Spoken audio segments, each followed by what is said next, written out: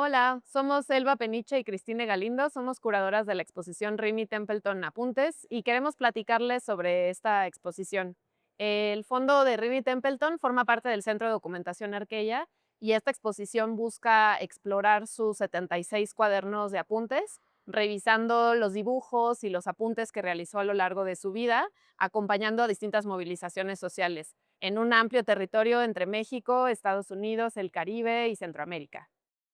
Y aquí lo que tratamos de mostrar fue un poco quién es Rini.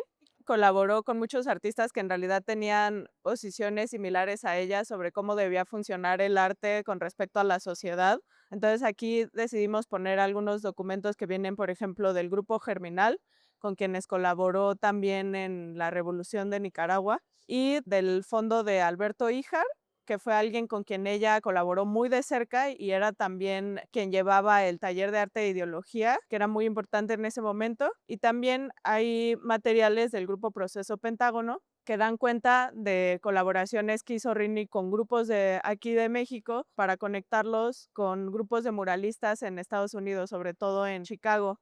Tenemos un autorretrato también en el que ella se autodefine a sí misma como un puente. Entonces pensamos que tiene que ver, sí, con esta conexión quizás entre 2 países, pero también tiene que ver con otras colaboraciones. Esta siguiente sección de la exposición se llama Recorridos y lo que decidimos hacer fue hacer una especie de línea de horizonte con dibujos hechos por Rini Templeton. Cada uno de estos dibujos son pequeños dibujos que venían en los cuadernos y con ellos, digamos, nos tomamos esta pequeña licencia creativa de hacer una especie de mapa de los territorios que recorrió Rini Templeton a lo largo de su vida. Fue la militancia la que la llevó a recorrer tantos territorios. La idea es decir que de alguna manera Rini estuvo en ciudades, en campos, en puertos, en zonas industriales, etcétera, ¿no? Entonces un poco va por ahí. Y es muy interesante ver que los territorios que recorrió Rini Templeton no son territorios neutrales, digamos, siempre tienen una huella de quienes, de sus habitantes, de quienes pasaron por ahí, de quienes estaban viviendo en esos territorios luchando por diversas causas. Esta línea de horizonte o este mapa de los recorridos de Rini está acompañada por una especie de línea del tiempo que más que un recorrido biográfico, lo que busca hacer es hacer énfasis en ciertos momentos de su acompañamiento de diversas movilizaciones. En un periodo que fueron 51 años que ella vivió, desde 1960 empezó con estos viajes de acompañamiento. En el 74 llega a México y se decide establecer aquí. Sin embargo, estuvo siempre moviéndose. En esta sección, que se llama Alfabeto Visual, tratamos de mostrar un poco todo lo que hay de teoría visual detrás de los dibujos de Rini.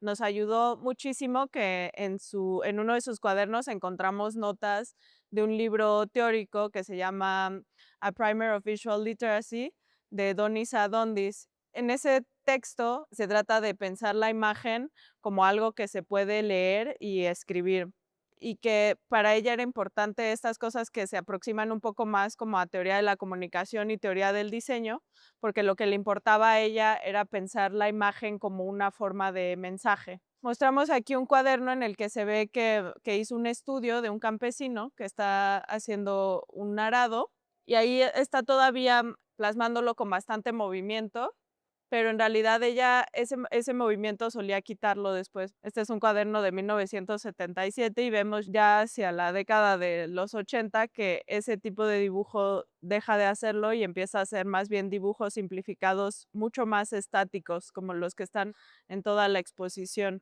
Y bueno, todos esos conocimientos de cómo sintetizar dibujos y cómo sintetizar lo que ella veía, además de sus conocimientos sobre cómo editar y hacer publicaciones, los plasmó en una publicación que se llama El folleto de folletos.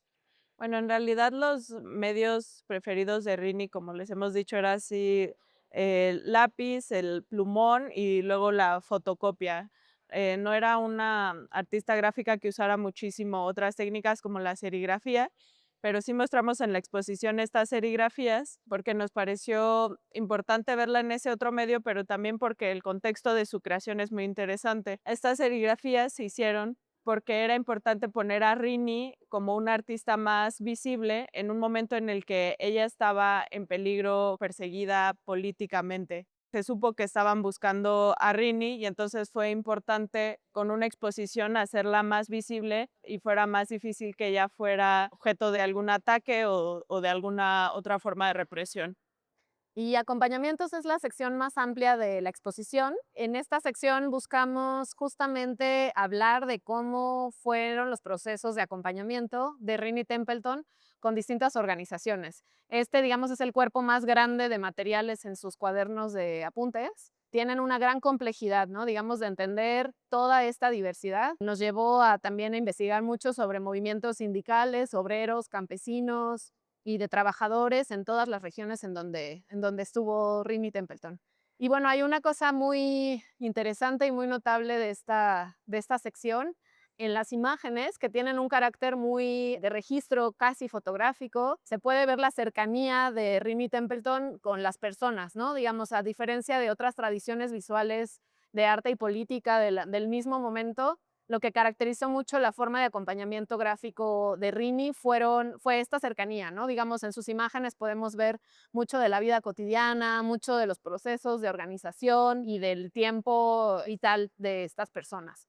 Otro aspecto interesante de la sección es que lo tratamos de organizar en dos grandes marcos temporales, que es como el tiempo de la lucha, que el tiempo del espacio público, el tiempo de las marchas, las protestas, de las pancartas, demás.